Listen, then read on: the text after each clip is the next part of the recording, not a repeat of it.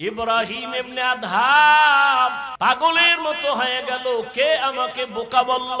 ঠিকই তো, আমার ওয়ার্ডারে বলখের মানুষগুলো দাঁড়ায় আর বসে, কিন্তু আমি তো একবারও চিন্তা করলাম না এই যে সূর্যটা উঠছে পূর্ব দিগন্তে, এই সূর্য তো আমার অর্ডারে উঠেও না, আমার অর্ডারে ডুবেও না। রাতের বেলা আকাশে চাঁদের আলো, আমার অর্ডারে চাঁদ উঠেও না ডুবেও না। তাহলে এর পেছনে তো একজন মালিক আছে, নাই? ওই মালিকের তালাশ করছনি? এরে আল্লাহর বান্দা, তোমারে কেউ হাদিয়া পাঠাইছে, কে পাঠাইছে তার পরিচয় নাও। মোলাকাতের জন্য পাগল, দেখা করলে মনে হয় আরো হাদিয়া দিবে। যেই মাওলায় তোমারে আমারে মানুষ বানাইছেন, কুকুর বানান নাই, শুকর বানান নাই, আবার আখিরি নবীর উম্মত বানাইছেন, এত সুন্দর জীবন আমাকে দান করছেন। আমার মতোই তো কত মানুষ, ওই যাও ডিআইটি মসজিদের বারান্দায় যাও, বাইতুল মুকাররমে জুমার দিন গিয়া দেখো, পাও নাই, ভিক্ষা করে। দুইটা চোখের পাওয়ার নাই, বলে আমি অন্ধ, আমারে কিছু ভিক্ষা দাও। আমার মাওলায় যদি তোরে অন্ধ বানাইতেন রে যুবক, বল সারা রাত মোবাইলে নাচ গান কেমনে দেখতি? আমার মাওলায় যদি অন্ধ বানাইতেন, কে তোরে চক্ষু দান করত? আমার মাওলায় যদি তোরে বধির বানাইতেন, কে তোরে আর সুস্থ করত? কত মানুষ সুস্থ ছিল, হঠাৎ কইরা জ্বর আসছে, বিছানায় পড়ে একটা সাইট নষ্ট হয়ে গেছে, বিছানার থেকে এখন আর উঠতে পারে না, কণ্ঠ শেষ, জীবনটাই অর্ধেক হয়ে গেছে।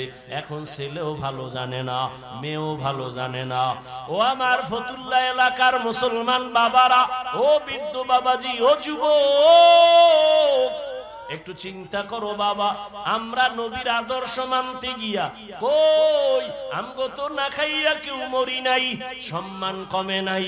আমি তোমাকে বলি না আমগো মতো হুজুর হয়ে যাও, একবারও বলি না রে বাবা।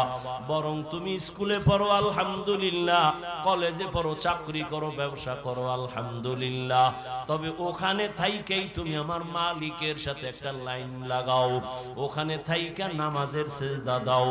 চাকরি করিয়াও কি তোমার মতো নামাজি নাই? ব্যবসা করে নামাজ ছাড়ে না এরকম জেনারেল লাইনের মানুষ কি নাই?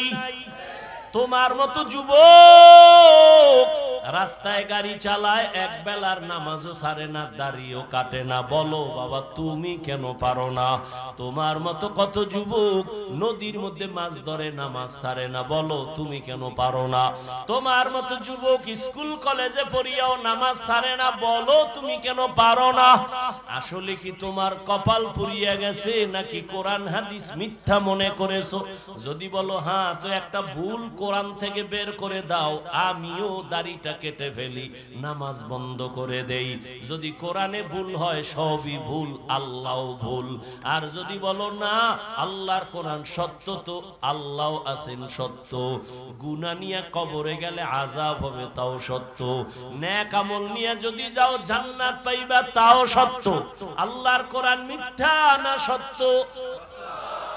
ওই কোরআনে জান্নাতের বয়ান আসেনি, ওই কোরআনে জাহান্নামের বয়ান আসেনি।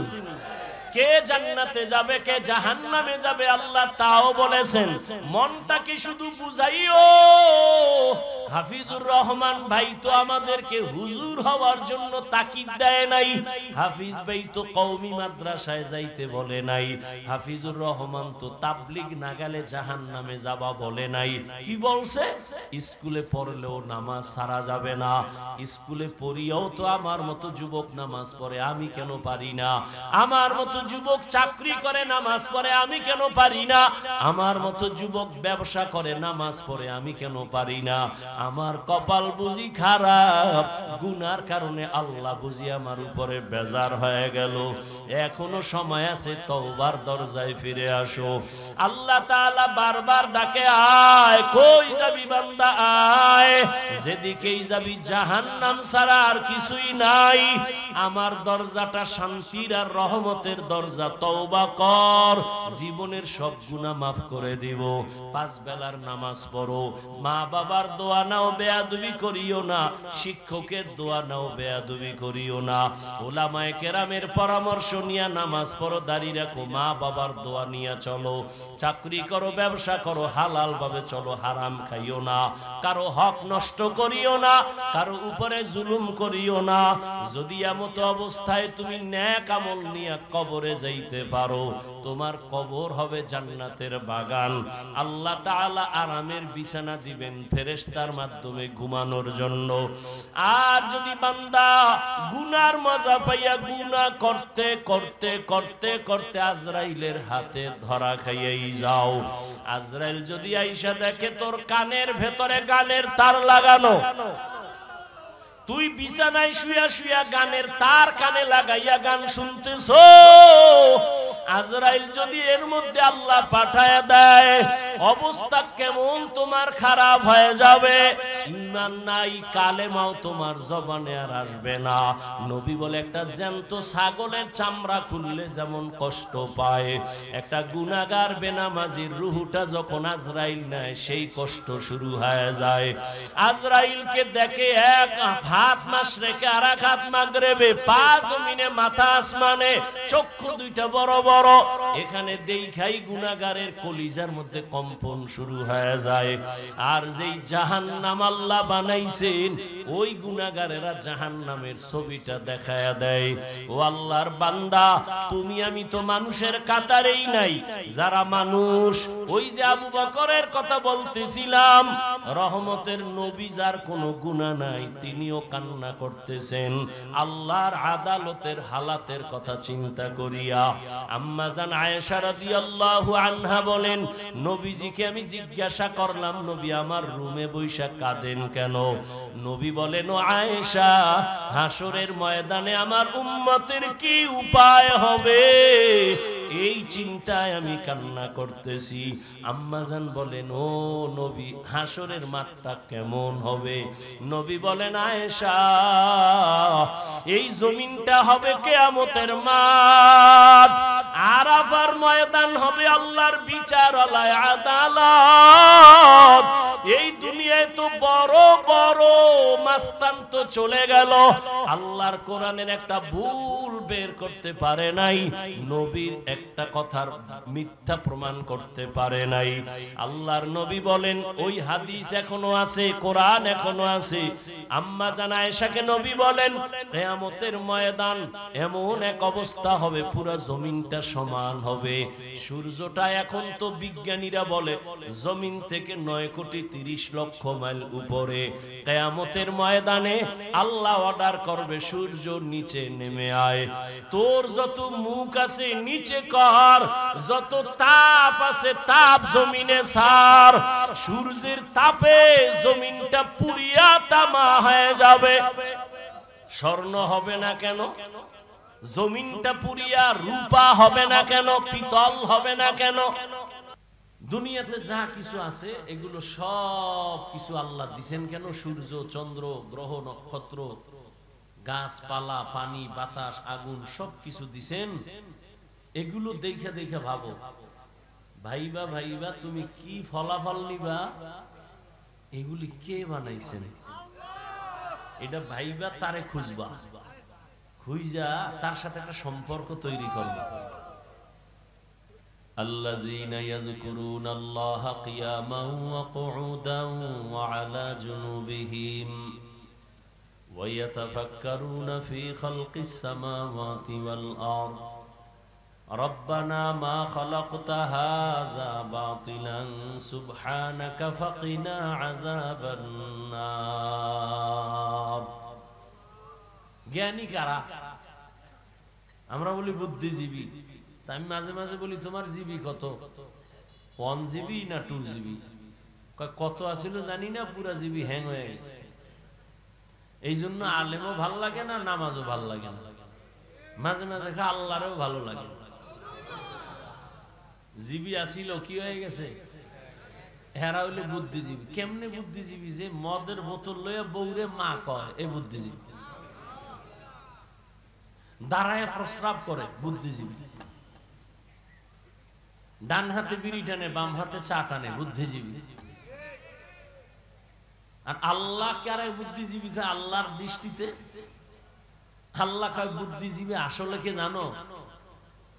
ইয়াযকুরুনাল্লাহা কিয়ামা ওয়া কুউদা ওয়া আলা জুনুবিহিম, যারা আমার আল্লাহকে স্মরণ করে দাঁড়ানো অবস্থায়, বসা অবস্থায়, হাঁটা অবস্থায়। আমারে এই কথা বলার শক্তি দিছেন কে? খুঁজে খুঁজে বের করে তিনি আমার আসল মালিক। আমি ঘুমের মধ্যে মইরা গেছি, মরার দোয়াই তো পড়ছিলাম, আল্লাহুম্মা বিসমিকা আমুতু, ও আল্লাহ তোমার নামে আমি মরি, মইরা গেছি। তুমি যদি না উঠাও আমার মা উঠাইতে পারবে। যারা হাঁটা চলা অবস্থায় সব সময় গবেষণা করে আমাকে কে বানাইলেন, আমাকে কে দাঁড় করাইলেন, যিনি শক্তি দিবেন দাঁড়ানোর, ওই আল্লাহ যদি বসার শক্তি না দেয় বসতে পারবো না। বসার পরে যদি দাঁড়ানোর শক্তি না দেয় আমার আর দাঁড়ানো যাবে না। কদম একটা দিয়া সামনে কদম যদি দিতে না দেয় আমার আর কদম দেওয়া চলবে না। জ্ঞানী যারা এরা ভাববে আসমান কে বানাইলেন, একটা খুঁটি নাই, সামান্য একটা 3 খাটালের হ্যান্ডেল দুনিয়ার বাঁশগুলো দিয়ে খাড়া করছে। আর আল্লাহর এত বিশাল বড় আসমান, এখান থেকে 500 বছরের দূরত্ব প্রথম আসমান। এইভাবে একটা না 7টা আসমান আল্লাহ টানাইছেন। উপর দিয়ে কোনো রশিও নাই, নিচের থেকে কোনো খুঁটিও নাই, কোনদিন নড়াচড়া করে না। এইভাবে বিনা খুঁটিতে এত সুন্দর নীল আকাশ কে টানায় রাখছেন? যারা জ্ঞানী তারা ভাবে এর পেছনে একজন মিস্ত্রি আছে, মালিক আছে। এই মালিকের তো চিনলাম না। বলখের বাদশাহ ইব্রাহিম ইবনে আদহাম মখমলের চাদরে আরামে ঘুমায়, হঠাৎ খবর শুনতেছে কে যেন ঠক ঠক করে আওয়াজ দেয় তার ঘুমের ছাদের উপরে, ঘুমের বিছানার উপরে। প্রহরীরে ডাক দিয়া বলে, কে আওয়াজ দিল? কয় দেখি না তো কেউ রে। কয় আমি তো শুনলাম হাঁটে, কোনো আওয়াজ নাই। কে এমন সুন্দর আওয়াজ দিয়ে আবার চলে গেল? একজনে গাইবি আওয়াজ দিয়ে কইতেছে, আমি আমার হারানো একটা ঘোড়া তালাশ করতে আইছি তোমার ছাদে। হারানো ঘোড়া কি ছাদে পাওয়া যায়? আল্লাহ ওয়ালাদের একটা কথার মধ্যে অনেক কিছু ঢুকানো। আল্লাহ হেদায়েতের দরজা খুলতেছেন তো একটা বাহানা, একটা কৌশল অবলম্বন করছে। কাই বোকা, ছাদের উপর কি ঘোড়া পাওয়া যায়নি? বোকা তো তুমি। বলখের বাদশাহ ইব্রাহিম ইবনে আদহাম চমকে উঠে বসে গেলেন। এত বড় দুঃসাহস কার যে আমাকে বোকা বলল? এত বিশাল রাষ্ট্রের আমি মালিক, আমার কথায় পুরো দেশ চলে, আমাকে বোকা বলল কেন? বোকা বইলা কয়, আমি বোকা না তুমি বোকা। আমি যদি ছাদের উপরে ঘোড়া না পাই, তুমিও সুন্দর মখমলের বিছানায় ঘুমাইয়া তোমার মালিকেরে পাইবা না। ইনজেকশন একটা দিয়া নাই, ভিতরে জ্বালা শুরু হয়ে গেছে। এখন কয় আমার আসলে কে এরকম আওয়াজটা দিল? আওয়াজ তো দিছে আমার জীবনের মধ্যে একটা ধাক্কা দিয়ে ফেলছে। ভাবতেছে, জ্ঞানী মানুষ তো ভাবতেছে, ভাবতে ভাবতে ভাবতে ভাবতে মানুষ জমিনে বসে ভাবতে ভাবতে খালি উপরে উঠে, উঠতে উঠতে উঠতে উঠতে মহাশূন্যের উপরে চলে যায়। ভাবার দ্বারা মানুষ অনেক উপরে চলে যায়। এই ভাবাটারে তরিকাতের লাইনে বলে মুরাকাবা, মুজাহাদা, মুশাহাদা। বেদাতিরা এটারে বলে সাধনা। সাধনা কর 40 বছর পর্যন্ত প্রায় রাসূল সাধনা করেছেন বাইতুল্লাহ থেকে দূরে গিয়া হেরা পাহাড়ের গুহায়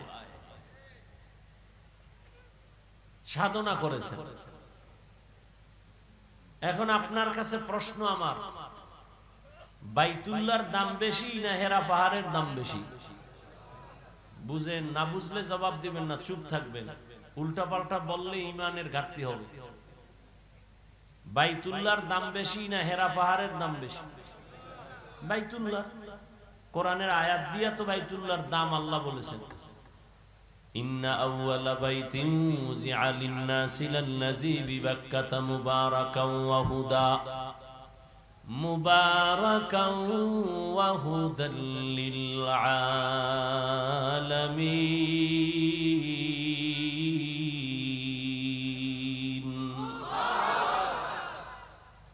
আল্লাহ বলেন আমি জমিনটা বানাইয়া কোনো কিছুই বানাই না, একটা ঘর বানাইছি বাইতুল্লাহ।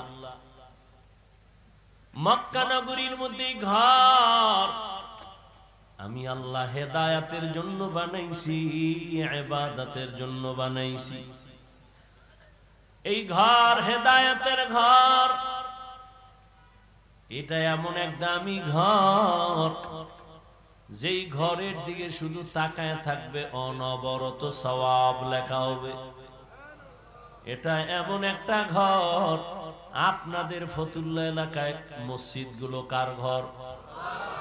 জমিনের সব মসজিদ গুলো আমার আল্লাহর ঘর, তবে বাইতুল্লাহর মতো একটার মর্যাদা নাই। বলে কেমন মর্যাদা? বলে বাইতুল্লাহর এরিয়ার মধ্যে কোন আশিক যদি একবার বলে লাব্বাইক, 1,00,000 বার লাব্বাইক বলার সওয়াব আল্লাহ দান করবে। বাইতুল্লাহর এরিয়ার মধ্যে বসে যদি একবার বলে আল্লাহ, 1,00,000 বার আল্লাহ বলার সওয়াব বান্দা পেয়ে যাবে।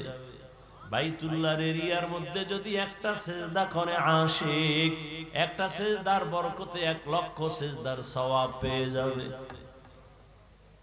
এরকম সওয়াব আর কোন মসজিদে আছে? এই পরিমাণ নাই। মদিনার মসজিদে আছে, নববী, মসজিদে নববী।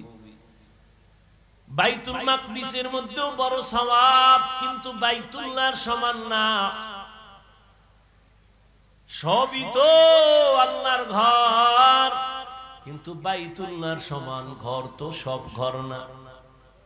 ফতুল্লাহর এই মাঠে সবাই তো মানুষ, কিন্তু সবাই আল্লাহর আদালতে জ্ঞানী মানুষ না।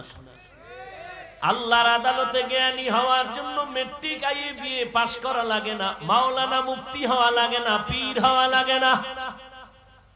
আমার মাওলার আদালতে জ্ঞানী হওয়ার জন্য আমার মাওলারে চিনা লাগে, আমার মাওলার সাথে গভীর সম্পর্ক করা লাগবে। এরে যুবক, বয়ান তো তুমিও কম জানো না। নামাজ পড়া ফরজ, পর্দা করা ফরজ, মা বাবার খেদমত করা ফরজ, সবই তো জানো, করো না কেন? মিথ্যা বলা হারাম, গালি দেওয়া হারাম, গীবত করা হারাম, নামাজ ছাড়া হারাম, বেপরদায় চলা হারাম, নাচ দেখা হারাম, গান শোনাও হারাম, কাউকে হত্যা করা হারাম, চুরি করা হারাম, দুর্নীতি করা হারাম, জুলুম করা হারাম। সব এখানে এমন একটা মানুষ নেই যে জানে না। এরপরেও কেন করো না? তুমিও মুসলমান, আমিও মুসলমান। তোমার আল্লাহ আমার আল্লাহ এক, তোমার নবী আমার নবী এক, তোমার কাবা আমার কাবা এক, তোমার আমার কোরআন এক, তোমার আমার কালেমা এক, ধর্ম এক।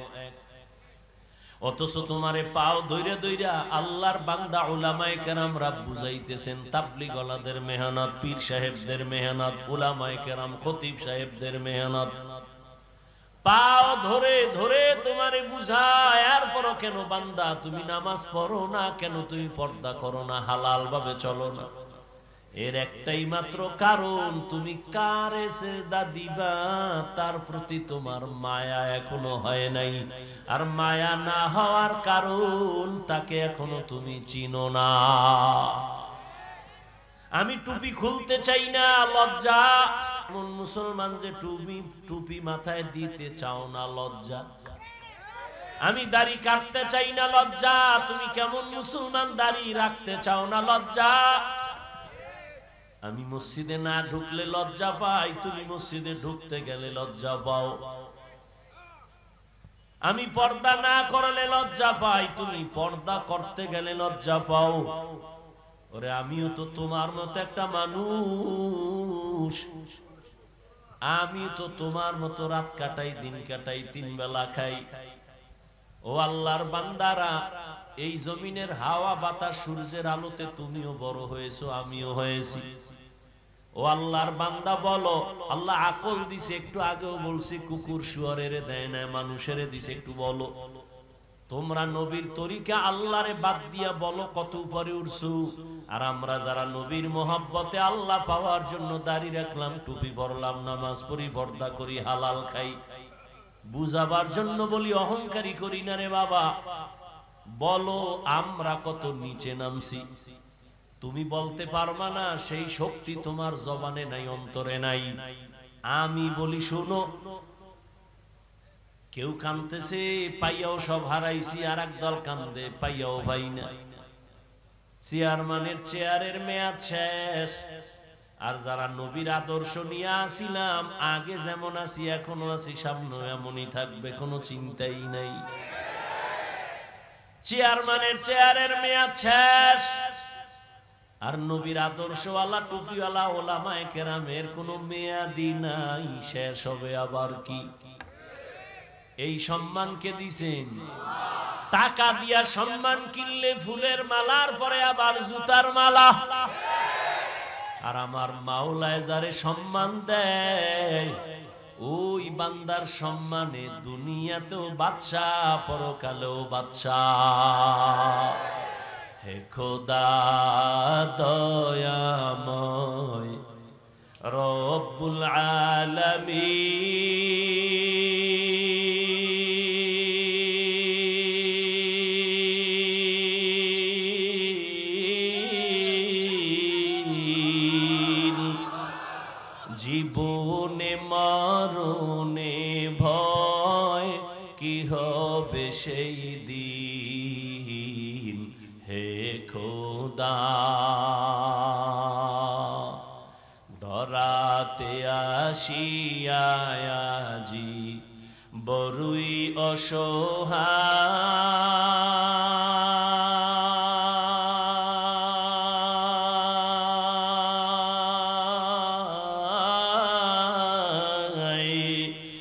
ইহকালের মায়া জালে অন্ধ যে সবাই।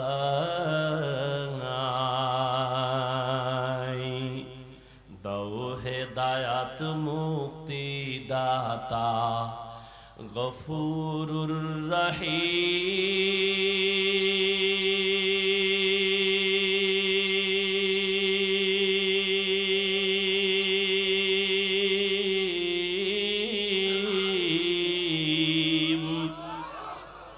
জীবনে মরণে ভয় কি হবে সেই দিন। হে খোদা, হে খোদা দয়াময় রব্বুল আলামিন,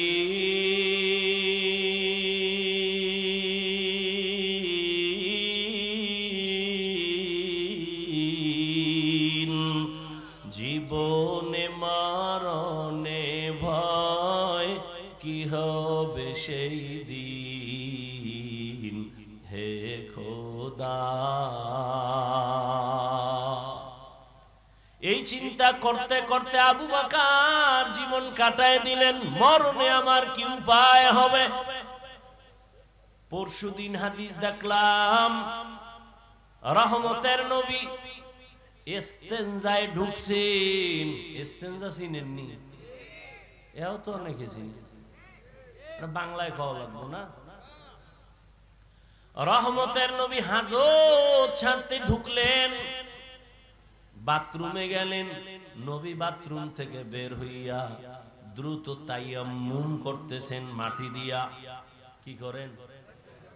তায়াম্মুম করতেছেন রহমতের নবী। সাহাবী ডাক দিয়ে বলেন, ইয়া রাসূলুল্লাহ, ওই যে পানি দেখা যায়, পানি দেখলে তো তায়াম্মুমের আর দরকার কি? ওখানে যাইয়া ওযু করে নিবেন।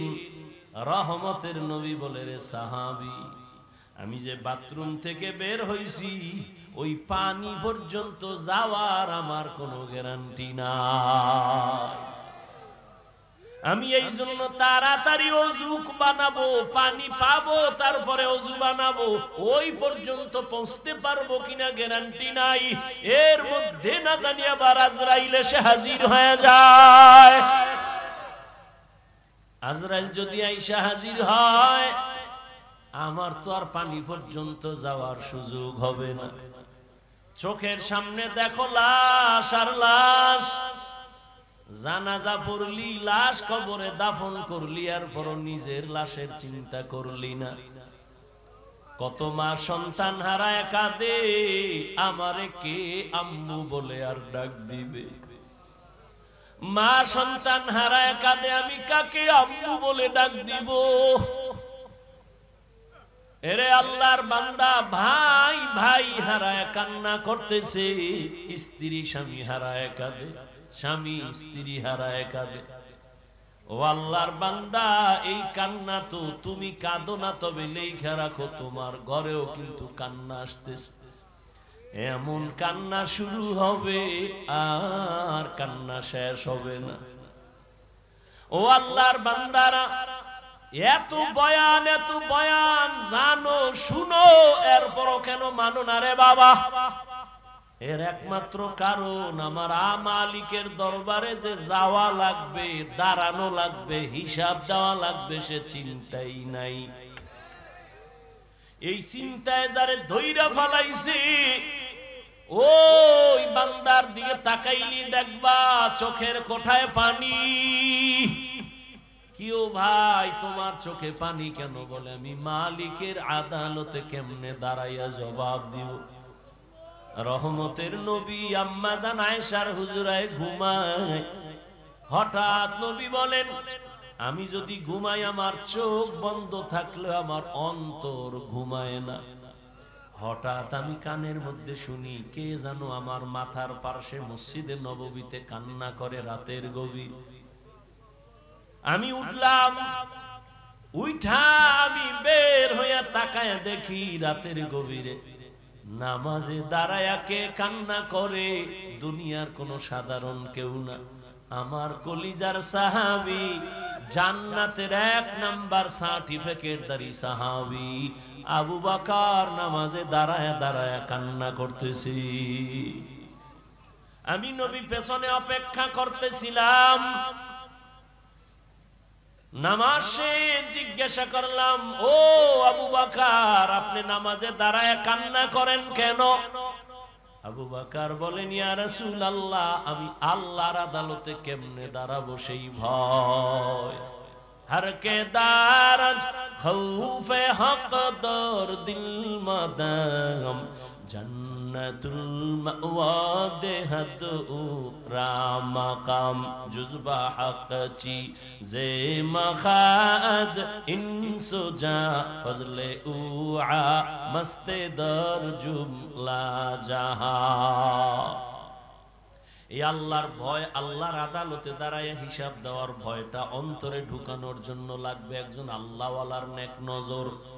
এজন্য আল্লাহ বলেন, ইয়া আইয়ুহাল্লাযীনা আমানুত্তাকুল্লাহা হাক্কা তুকাতি, ও মুমিনেরা আল্লাহকে ভয় করো হক আদায় করে।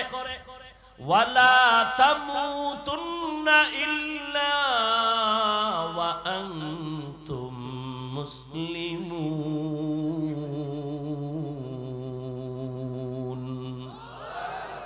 মুসলমান না হইয়া মরিও না, সাবধান। নবী বলেন আলা কুল্লুকুম রাইন ওয়া কুল্লুকুম মাসউলুন আন রাইয়াতিহি। এই উডেকা মোনাজাত দিয়ে দিমু। মাওলায় যদি বাড়ি না নেয় কেমনে আগে বাড়ি যাবা? মাওলায় না নিলে পারবা? একজনে 1.5 ঘন্টা আগে উঠে গেছে, তাড়াতাড়ি বাড়ি যাইব, আর একজনে মোনাজাত দিয়া কান্নাকাটি কইরে এরপরে রওনা হইছে বাড়ি যাব। ওই ঘটনা আছে না, সুলতান মাহমুদ গজনবীর ঘটনা, আয়াজের ঘটনা, এক ধনী বড় টাকাওয়ালা আর মালিক আর গোলামের ঘটনা। মালিক আর গোলাম বাড়ি যায়, হঠাৎ মালিকের কয় গোলাম, স্যার একটু দাঁড়ান, আমার একটু জরুরত আছে। কয় দাঁড়াই নাম। ঢুইকা গেছে মসজিদে, মসজিদে গিয়া সেজদায় যাইয়া কান্দে। মালিক অপেক্ষা করে, আয় না কেন? নাইমা গিয়ে দেখে গোলাম সেজদায় পড়ে কাঁদে। ও মালিক, তোমার দরবারে হাজির, তুমি কবুল করো। দীর্ঘ টাইম অপেক্ষা কইরা গোলাম যখন বের হইতেছে, মালিক কয় এত দেরি কেন করলা? কয় যেই মালিক তোমারে মসজিদে ঢুকায় না, ওই মালিক আমারে যেন কেমন বের হইতে দেয় না। মাছ পানি ছাড়া ভাল লাগে না। মাছ পানি পাইলে মনে করে আমার জীবন। আরে আমার মাওলা পাকের যারা আশিক, আল্লাহর মোহাব্বতের যারা গোলাম, ওরা দুনিয়ার রং তামাশায় পইড়ে গেলে ভাল লাগে না। কখন জিকিরের ময়দানে ঢুকবে, কখন একটু আলেমের কাছে যাবে, কখন একটু কোরআনের তেলাওয়াতের আওয়াজ অন্তরে নিবে, কখন একটু জায়নামাজে দাঁড়াবে, কখন আমার মাওলাকে একটু মায়া কইরা ডাকবে, ও আল্লাহ।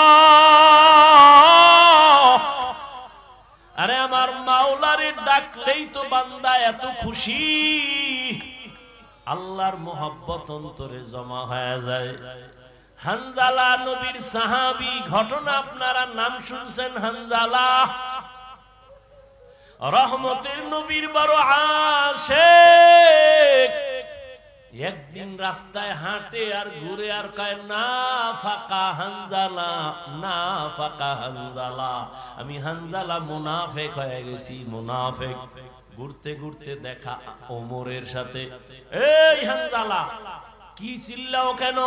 আমি মুনাফিক হয়ে গেছি। কয় কেন? কয় আমি নবীর কাছে যখন থাকি তখন আমার অন্তর এমন যে আমি আর কোন দুনিয়ায় নাই, এখন আমি আমার মালিকের নজরে বসে আছি, দরবারের রেসালাতের সামনে আছি। এখন আমার ছেলের চিন্তা নাই, মেয়ের চিন্তা নাই, বাড়ির চিন্তা নাই, গাড়ির চিন্তা নাই, টাকার চিন্তা নাই, ক্ষমতার চিন্তা নাই। এখন আমার চিন্তা, আমি একজনারে পাইছি, আমার নবী। আমি ওই নবীর হাত ধরে আমার মালিকের একটু কেমনে দেখবো, যেই নবীর চেহারা এত সুন্দর, একটা নজর নবীর চেহারার দিকে তাকাইলে পেটের ক্ষুধা থাকে না। মায়ার নবী এত সুন্দর, আমার মাওলায়ের এত সুন্দর কইরা বানাইছেন, ওই মালিক আমার আল্লাহ না জানি কত সুন্দর। এত সুন্দর আসমান যিনি বানাইছেন তিনি কত সুন্দর, এত সুন্দর কণ্ঠ যিনি দান করছেন তিনি না জানি কত সুন্দর, এত সুন্দর রঙের ফুল বাগান সাজাইছেন তিনি কত সুন্দর। ওরে যারা মাওলার আশিক ওরা ভাবে আর খুঁজে আমার মালিক, আমার আল্লাহরে আমি তো এখনো পাইলাম না। ফুলের ঘেরান পাইলাম, কে বানাইলেন তারে তো পাইলাম না। ওরে আল্লাহর মোহাব্বত যার অন্তরে জমা হয়ে গেছে সে একবার আমার মাওলারে দেখার জন্য পাগল। হানজালা বলে আমি নবীর দরবারে থাকলে আমার অন্তর থাকে একরকম, আমি নবীর দরবারের বাইরে গেলে তখন আবার অন্তর দুনিয়ামুখী হয়ে যায়। আমার ছেলে, আমার বাড়ি, আমার গাড়ি, আমার টাকা, আমার পয়সা, আমার ক্ষমতা, আমার চেয়ার, এই সব আমার অন্তর আইসা জমা হয়, আমি মুনাফিক হয়ে গেছি। ওমর কয় তো এই অবস্থা তো আমারও হয়।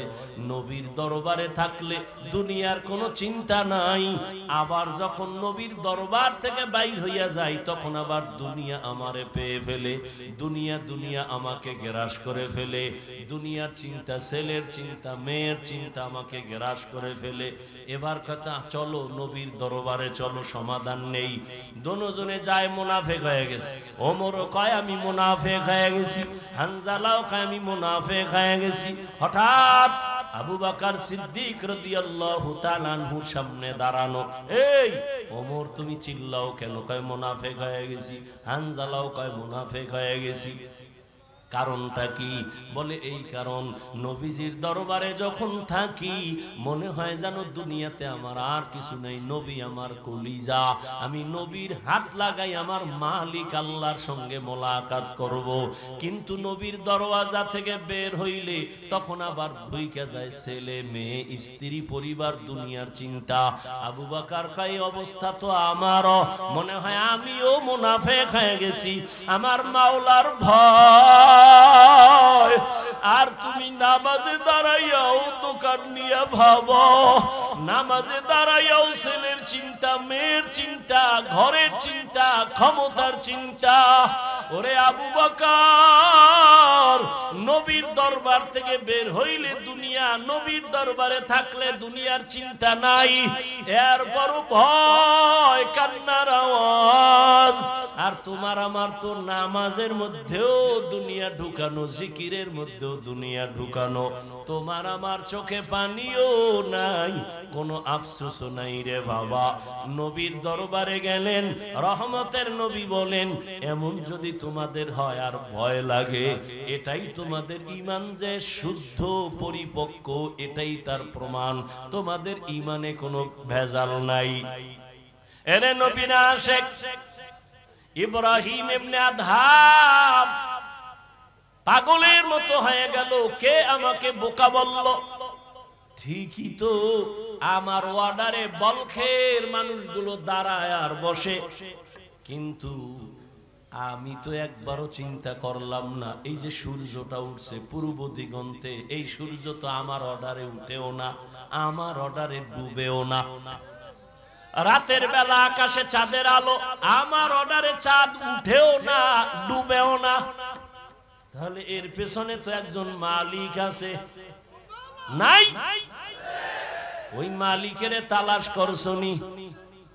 এরে আল্লাহর বান্দা, তোমারে কেউ হাদিয়া পাঠাইছে, কে পাঠাইছে তার পরিচয় নাও, মোলাকাতের জন্য পাগল, দেখা করলে মনে হয় আরো হাদিয়া দিবে। যেই মাওলায় তোমারে আমারে মানুষ বানাইছেন, কুকুর বানান নাই, শুকর বানান নাই, আবার আখিরি নবীর উম্মত বানাইছে, এত সুন্দর জীবন আমাকে দান করছেন। আমার মতোই তো কত মানুষ, ওই যাও ডিআইটি মসজিদের বারান্দায় যাও, বাইতুল মুকাররমে জুমার দিন গিয়া দেখো, পাও নাই, ভিক্ষা করে। দুইটা চোখের পাওয়ার নাই, বলে আমি অন্ধ, আমার কিছু ভিক্ষা দাও। আমার মাওলায় যদি তোরে অন্ধ বানাইতেন রে যুবক, বল সারা রাত মোবাইলে নাচ গান কেমনে দেখতি? আমার মাওলায় যদি অন্ধ বানাইতেন, কে তোরে চক্ষু দান করত? আমার মাওলায় যদি তোরে বধির বানাইতেন, কে তোরে আর সুস্থ করত? কত মানুষ সুস্থ ছিল, হঠাৎ কইরা জ্বর আসছে, বিছানায় পড়ে একটা সাইট নষ্ট হয়ে গেছে, বিছানার থেকে এখন আর উঠতে পারে না, কণ্ঠ শেষ, জীবনটাই অর্ধেক হয়ে গেছে। এখন ছেলেও ভালো জানে না, মেয়েও ভালো জানে না। ও আমার ফতুল্লাহ এলাকার মুসলমান বাবারা, ও বৃদ্ধ বাবাজি, ও যুবক, একটু চিন্তা করো বাবা, আমরা নবীর আদর্শ মানতে গিয়া কই আমগো তো না খাইয়া কেউ মরি নাই, সম্মান কমে নাই। আমি তোমাকে বলি না আমগো মতো হুজুর হয়ে যাও, একবারও বলি না রে বাবা। বরং তুমি স্কুলে পড়ো আলহামদুলিল্লাহ, কলেজে পড়ো, চাকরি করো, ব্যবসা করো আলহামদুলিল্লাহ, তবে ওখানে থাইকেই তুমি আমার মালিকের সাথে একটা লাইন লাগাও, ওখানে থাইকা নামাজের সিজদা দাও। চাকরি করিয়াও কি তোমার মতো নামাজি নাই? ব্যবসা করে নামাজ ছাড়ে না এরকম জেনারেল লাইনের মানুষ কি নাই? তোমার মতো যুবক রাস্তায় গাড়ি চালায়, এক বেলার নামাজও ছাড়ে না, দাড়িও কাটে না। বলো বাবা তুমি কেন পারো না? তোমার মতো কত যুবক নদীর মধ্যে মাছ ধরে, নামাজ ছাড়ে না, বলো তুমি কেন পারো না? তোমার মতো যুবক স্কুল কলেজে পড়িয়াও নামাজ ছাড়ে না, বলো তুমি কেন পারো না? আসলে কি তোমার কপাল পুড়িয়া গেছে নাকি কোরআন হাদিস মিথ্যা মনে করেছো? যদি বলো হ্যাঁ, তো একটা ভুল কোরআন থেকে বের করে দাও, আমিও দাড়িটা কেটে ফেলি, নামাজ বন্ধ করে দেই। যদি কোরআনে ভুল হয় সবই ভুল, আল্লাহও ভুল। আর যদি বলো না আল্লাহর কোরআন সত্য, তো আল্লাহ আছেন সত্য, গুনাহ নিয়ে কবরে গেলে আযাব হবে তাও সত্য, নেক আমল নিয়ে যদি যাও জান্নাত পাইবা তাও সত্য। আল্লাহর কোরআন মিথ্যা না সত্য? ওই কোরআনে জান্নাতের বয়ান আসেনি, ওই কোরআনে জাহান্নামের বয়ান আসেনি। কে জান্নাতে যাবে কে জাহান্নামে যাবে আল্লাহ তাও বলেছেন। মনটাকে শুধু বুঝাইও। হাফিজুর রহমান ভাই তো আমাদেরকে হুজুর হওয়ার জন্য তাকিদ দেয় নাই, হাফিজ ভাই তো কওমি মাদ্রাসায় যাইতে বলে নাই, হাফিজুর রহমান তো তাবলিগ না গেলে জাহান্নামে যাবা বলে নাই। কি বলছে? স্কুলে পড়লেও নামাজ ছাড়া যাবে না। স্কুলে পড়িয়াও তো আমার মতো যুবক নামাজ পড়ে, আমি কেন পারি না? আমার মতো যুবক চাকরি করে নামাজ পড়ে, আমি কেন পারি না? আমার মতো যুবক ব্যবসা করে নামাজ পড়ে, আমি কেন পারি না? আমার কপাল বুঝি খারাপ, গুনার কারণে আল্লাহ বুঝি আমার উপরে বেজার হয়ে গেল। এখনো সময় আছে, তওবার দরজায় ফিরে আসো। আল্লাহ তাআলা বারবার ডাকে, আয়, কই যাবি বান্দা আয়, যেদিকেই যাবি জাহান্নাম ছাড়া আর কিছুই নাই। আমার দরজাটা শান্তির আর রহমতের দরজা, তওবা কর, জীবনের সব গুনাহ মাফ করে দিব। 5 বেলার নামাজ পড়ো, মা বাবার দোয়া নাও, বেয়াদবি করিও না, শিক্ষকের দোয়া নাও, বেয়াদবি করিও না, উলামায়ে কেরামের পরামর্শ নিয়ে নামাজ পড়ো, দাঁড়িয়ে রাখো, মা বাবার দোয়া নিয়ে চলো, চাকরি করো, ব্যবসা করো, হালাল ভাবে চলো, হারাম খাইও না, কারো হক নষ্ট করিও না, কারো উপরে জুলুম করিও না। যদি এমত অবস্থায় তুমি নেক আমল নিয়ে কবরে যাইতে পারো, তোমার কবর হবে জান্নাতের বাগান। আল্লাহ তাআলা আরামের বিছানা দিবেন ফেরেশতার মাধ্যমে ঘুমানোর জন্য। আর যদি বান্দা গুনার মজা পাইয়া গুনাহ করতে করতে করতে করতে আজরাইলের হাতে ধরা খাইয়াই যাও, আজরাইল যদি আইসা দেখে তোর কানের ভেতরে গানের তার লাগানো, তুই বিছানায় শুয়া শুয়া গানের তার কানে লাগাইয়া গান শুনতেছো, আজরাইল যদি এর মধ্যে আল্লাহ পাঠায় দেয়, অবস্থা কেমন তোমার খারাপ হয়ে যাবে। ঈমান নাই, কালেমাও তোমার জবানে আর আসবে না। নবী বলে, একটা জ্যান্ত ছাগলের চামড়া খুললে যেমন কষ্ট পায়, একটা গুনাহগার বেনামাজির রূহটা যখন আজরাইল নেয়, সেই কষ্ট শুরু হয়ে যায়। আজরাইলকে দেখে এক হাত মাশরিকে আর এক হাত মাগরিবে, পা জমিনে মাথা আসমানে, চক্ষু দুইটা বড় বড়। এখানে দেখাই গুনাহগারের কলিজার মধ্যে কম্পন শুরু হয়ে যায়। আর যেই জাহান্নাম আল্লাহ বানাইছেন, ওই গুনাহগারেরা জাহান্নামের ছবিটা দেখায়া দেয়। ও আল্লাহর বান্দা, তুমি আমি তো মানুষের কাতারেই নাই। যারা মানুষ, ওই যে আবু বকরের কথা বলতেছিলাম, রহমতের নবী, যার কোনো গুনাহ নাই, তিনিও কান্না করতেছেন আল্লাহর আদালতের হালাতের কথা চিন্তা করিয়া। আম্মা জান আয়েশা রাদিয়াল্লাহু আনহা বলেন, নবীজিকে আমি জিজ্ঞাসা করলাম, নবী আমার রুমে বৈশা কাঁদেন কেন? নবী বলেন, ও আয়েশা, হাসরের ময়দানে আমার উম্মতের কি উপায় হবে? এই চিন্তায় আমি কান্না করতেছি। আম্মাজান বলেন, ও নবী, হাসরের মাঠটা কেমন হবে? নবী বলেন, আয়েশা, এই জমিনটা হবে কিয়ামতের মাঠ, আরাফার ময়দান হবে আল্লাহর বিচারালয়, আদালত। এই দুনিয়ায় তো বড় বড় মাস্তান তো চলে গেল, আল্লাহর কোরআনের একটা ভুল বের করতে পারে নাই, নবীর একটা কথার মিথ্যা প্রমাণ করতে পারে নাই। আল্লাহর নবী বলেন, ওই হাদিস এখনো আছে, কোরআন এখনো আছে।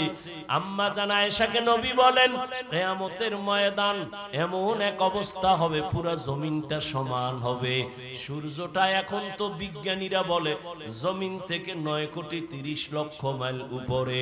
কিয়ামতের ময়দানে আল্লাহ অর্ডার করবে, সূর্য নিচে নেমে আয়, তোর যত মুখ আছে নিচে কর, যত তাপ আছে তাপ জমিনে ছাড়।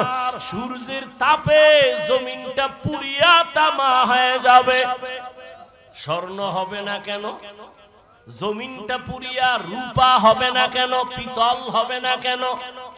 মুফাসসিরিনে কেরাম বলেন, ভিন্ন মাথা গরম হয় না। রূপার এক অংশ গরম হলে অন্য অংশ গরম হয় না, কিন্তু তামা এমন একটা ধাতু, এক পার্শ্বে গরম হয়ে গেলে পুরাটাই গরম হয়ে যাবে। আল্লাহ যখন বলবে, সূর্য তুই মনের মতো তাপ দিতে পারো না, আজকে সব তাপ ছাইরা যায়, সূর্যের এমন তাপ শুরু হয়ে যাবে, জমিনটা তামা হয়ে যাবে।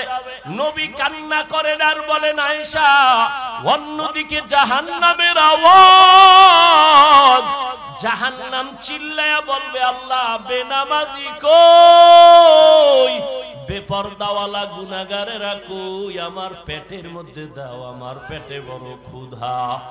আল্লাহ বলবে, জাহান্নাম একটু অপেক্ষা কর, আমি বিচারটা শেষ করে নেই, তারপরে তোর খোরাক আমি দিতেছি।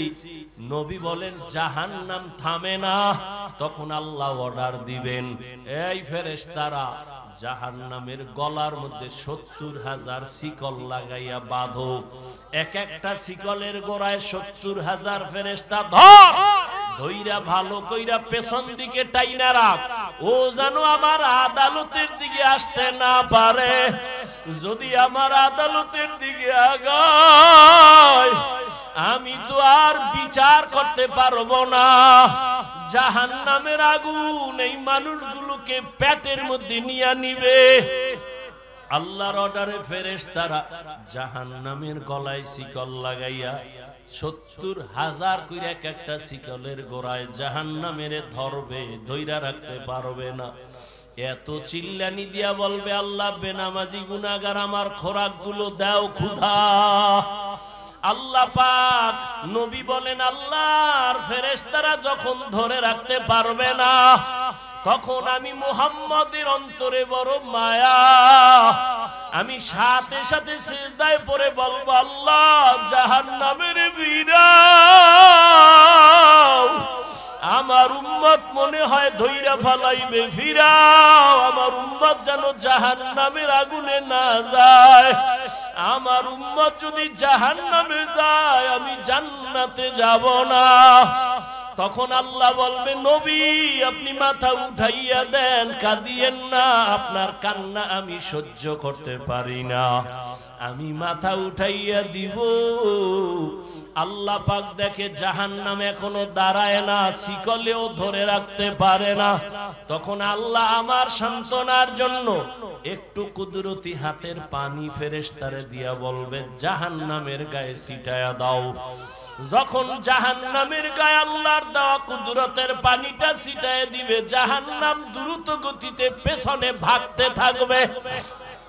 ফেরেশতারা বলবেন, আল্লাহ এতক্ষণ আমরা 70,000 শিকল লাগাইয়া যেই জাহান্নামের ধরে রাখতে পারি না, তুমি এমন কি বরকতের পানি দিছো যে জাহান্নাম এখন নিজে নিজে পেছনে দৌড়ায়, ভাগতেছে? কারণ কি? এটা কি জমজমের বরকতি পানি? না কি এটা কাউসারের পানি? না এটা কি আবে হায়াতের পানি? না এটা দুনিয়ার বরকতের কোনো পানি, না তোমার বৃষ্টির পানি, না কোনো সমুদ্রের পানি। আল্লাহ বলবে ফেরেশতা এই পানি জমজমের পানিও না, কাউসারের পানিও না, এই পানি আবে হায়াতের পানিও না, এই পানি দুনিয়ার কোন সমুদ্রের পানি না, বৃষ্টির পানি না। আল্লাহ বলবেন আমার মায়ার নবীর গুনাহগার উম্মতের চোখের পানি দুনিয়াতে আমার মায়ার নবীর উম্মতেরা গুনার কথা স্মরণ করে কাঁদত। মানুষ যখন ঘুমায়া যাইতো আমার আশিকের কান্না শুরু হয়ে যাইতো। গভীর রাতে সিজদায় পড়ে বলতো দয়ার মালিক আমার মতো গুনাহগার এই জমিনে আর কেউ নাই। গুনার কারণে আমার হাত না পাক, আমার চোখ না পাক, আমার জিহ্বা না পাক, আমার অন্তর না পাক।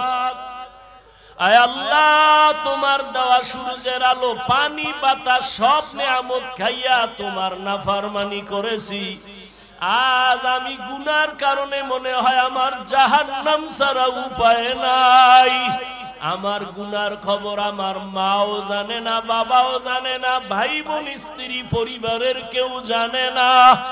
আমার গুনার খবর আমার মা বাবায় যদি জানতো লাথি মেরে ঘর থেকে বের করে দিত।